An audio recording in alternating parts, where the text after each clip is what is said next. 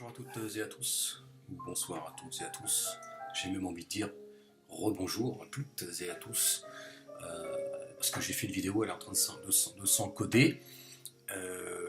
Voilà, j'ai eu envie de donner mon petit coup de gueule de la journée concernant les médias et les propos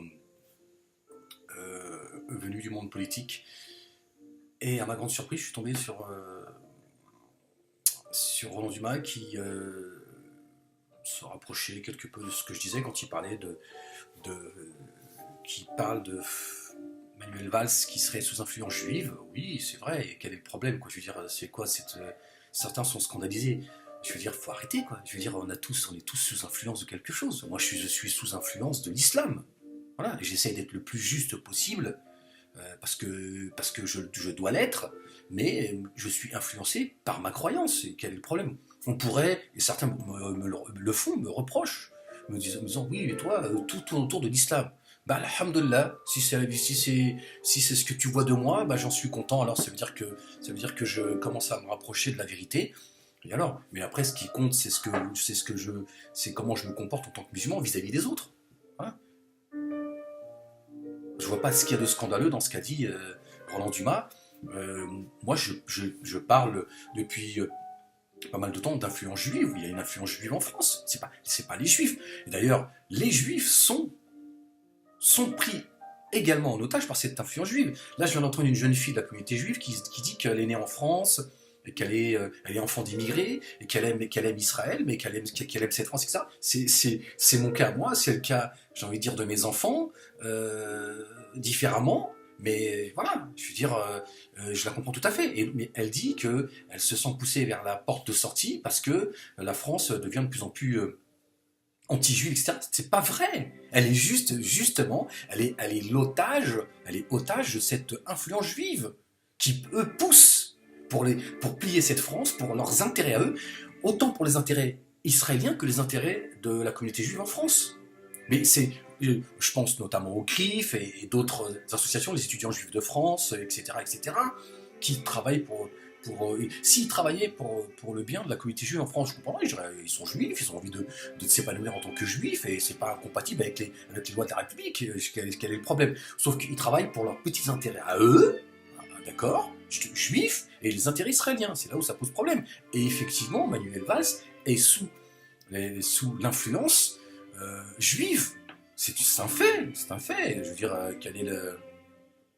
Et à un tel point qu'il a... Alors, j'avais pas entendu ça dans ma précédente vidéo, quand je l'ai fait, j'ai été déconnecté de ce qui se disait. Maintenant, Manuel Valls entend des bruits de bottes. On sera revenu dans les années 30, apparemment. C'est très curieux. D'accord. Mais apparemment, les bruits de bottes, ce seraient les bruits de bottes de musulmans. Il a employé le mot islamo-fasciste. C'est très étonnant, on le voit dans les réseaux sociaux, qui parle d'islamo-fascistes? Les racistes, les islamophobes, l'extrême droite française, l'extrême droite israélienne. C'est très curieux. Et lui, il reprend ses slogans. Pourquoi pas, Valls, hein, t'as le droit de le penser, mais il faut l'assumer. Manuel Valls qui nous met sous influence, hein, en disant il faut assumer. Il demande à ce que les musulmans soient mis en face de leurs responsabilités. Donc en fait, on est pris en otage par tout le monde, en fait. Par les terroristes, hein, qui finalement font plus de tort aux musulmans qu'autre chose. D'ailleurs, certains disent oui, c'est les premiers pris en otage, ce sont les musulmans. C'est pas ce qu'ils disaient il y a plusieurs mois. Quand on leur disait, mais écoutez, ces actes-là, c'est les musulmans d'abord qui sont les premières victimes. Oui, c'est ça, bien sûr, bien évidemment, mais maintenant, ils le disent parce que ça les arrange de le dire. Pris en otage par les propos du gouvernement français, qui nous demande d'assumer, en gros, si vous êtes avec nous, vous êtes contre nous. Mais moi, je suis ni avec toi, Manuel Valls, ni avec ces terroristes, d'accord, et ni avec ceux qui fomentent le terrorisme. Parce qu'il est évident pour moi, que tous ces désœuvrés, tous ces paumés, d'accord, sont téléguidés. Donc moi, je suis pour la justice, d'accord, je suis pour la justice pour tous. D'accord. Je ne suis pas avec toi, Manuel Valls. Je ne suis pas pour l'influence juive. D'accord. La France, c'est pas les juifs. La France, c'est tout le monde. Avec les juifs, bien évidemment. D'accord. Ou sans les juifs, pour ceux qui n'ont pas envie de cette France. C'est leur problème. Et avec les musulmans, ou sans les musulmans, pour ceux qui ne veulent pas de cette France. Et avec les autres, voilà. Il n'y a pas... La France, c'est pas les juifs, Manuel Valls. D'accord? Donc c'est vrai que ça, tu commences à exagérer, même dans ton vocabulaire. C'est-à-dire que quand tu emploies le mot islamo-fasciste, c'est grave, quoi. Parce que là, tu es en train de dire, et là encore, je t'entends dire oui, je regrette les propos de Netanyahou, mais tu fais le jeu de Netanyahou. Quand tu parles d'islamo-fasciste, tu es en train de dire aux juifs, les musulmans, c'est le nouveau Hitler, hein. C'est les nouveaux hitlériens. Donc c'est vrai que vous n'êtes pas en sécurité en France. Donc à quoi vous jouez? Bon, bien évidemment, Manuel Valls, il pense qu'il sera élu en 2017 s'il continue à obéir à l'influence juive. Donc ça veut dire que lui, il pense profondément qu'il sera élu parce que c'est les juifs qui vont l'élire. Comment ça s'appelle ça? Parce qu'on n'est pas complètement débile, Manuel Valls, on comprend un petit peu. Et puis cette influence juive aussi, il le sait très bien aussi que tu le penses, d'accord? Alors, bien sûr, tu es aussi influencé par ta femme. J'imagine. Peut-être que je me trompe. Je la connais pas personnellement, et je la connais pas du tout. Mais je pense que tu es influencé par ta femme. Je pense elle est pro-israélienne. Parce que si elle ne l'était pas, tu parlerais pas comme ça. Je pense qu'elle te raisonnerait quelque part. Tu dirais, écoute, chérie, t'exagères un peu, c'est bon, là tu vas un peu trop loin. Je veux dire, je veux bien que tu défendes les juifs quand il y a un problème, parce que t'es dans ton rôle, mais là t'exagères. Là t'exagères, faut que tu te calmes. Mais apparemment, non. Donc, c'est où t'en as strictement rien à faire de ta femme, elle a aucune influence sur toi en tant que juive, ou alors, c'est bien ce que je dis, et c'est bien ce que beaucoup de pensent en général. En réalité, il n'y a pas que du mal qui le pense. Ta femme influe sur ton comportement. C'est un fait. C'est extrêmement grave. C'est extrêmement grave que Manuel Valls prononce le mot islamo-fasciste qui est prononcé par tous les racistes dans les réseaux sociaux. On sait qui prononce ce mot-là. Et c'est l'extrême droite israélienne. D'accord. Et c'est pas le premier à l'avoir prononcé ce mot-là. Hein. Ils vont tous se planquer maintenant. Hein. Tous ces hommes publics qui l'ont prononcé appartenant à la communauté juive, hein, qui se sont pas gênés de tenir ces propos-là, là ils vont se cacher. Et qu'est-ce qu'ils ont fait? Ils ont envoyé Manuel Valls devant, ils lui ont dit c'est toi notre tirailleur sénégalais, hein, pour l'amour et pour ton attachement de manière éternelle à la communauté juive et à Israël, tu vas maintenant employer le mot islamo-fasciste. Tu vas mettre la pression aux musulmans en France. Et il nous parle d'unité nationale. D'unité nationale. Tous les mots de la France et les mots de la terre, c'est les musulmans. D'accord? Pendant que on vend des avions Rafale à l'Égypte, vous avez vu l'Égypte là, ils sont en train de massacrer la population libyenne. C'est les enfants qui sont en train de morfler. Allez hein, sur les réseaux sociaux, vous allez voir, il y a des images qui tournent. Voilà. Pendant que Manuel Valls traite les musulmans, parce que c'est les musulmans. Hein. Je veux dire, il y a pas, c'est pas un combat contre le terrorisme. Quand on mène un combat contre le terrorisme, on parle des terroristes. Les Corses, on n'a pas dit les Corsos, les fascistos, je ne sais quoi. Voilà. Donc le terrorisme, c'est le terrorisme. D'accord? Il existe aussi le terrorisme israélien. D'accord? Manuel Valls. Hein, qui a bombardé cet été dernier, qui a fait un massacre, un carnage dans la bande de Gaza. D'accord? Ça, c'est du terrorisme. T'as pas de qualificatif qui ressemble à islamo-fasciste. D'accord? Et là, nos avions français, hein, vendus aux Égyptiens, ils n'ont pas dû donner un je ne sais quoi, ils sont en train, parce que les choses sont en train de s'accélérer. Les choses s'accélèrent. C'est pour ça que même dans le vocabulaire de nos hommes et nos femmes politiques, les choses s'accélèrent aussi. Il y a une réalité internationale qui est en train de bouillir, que ce soit l'Ukraine, la Russie, l'État islamique, etc. Et donc maintenant, voilà, certains sont complètement excités, les Israéliens sont complètement excités, d'accord, tout le monde est pris en otage, même la communauté juive en France est prise en otage. Et ce qu'il y a, c'est que tout le monde essaie de tirer la couverture de son côté. On a les étudiants juifs de France qui viennent sur les plateaux télé, parce que cette pauvre petite communauté juive qui est complètement... que la terre entière leur en veut, ils sont sur tous les plateaux télé. Ahmed, on lui donne pas le micro. Il est trop virulent, Ahmed. Trop virulent. On peut pas donner le micro à Ahmed parce qu'il parle trop vrai. Certainement parfois de manière maladroite, certes, mais on ne donnera pas le micro à Ahmed. Parce qu'Ahmed, il parle vrai. Et Ahmed, il ment pas. Et Ahmed, il ment pas aux Français. Ahmed, il dit, moi...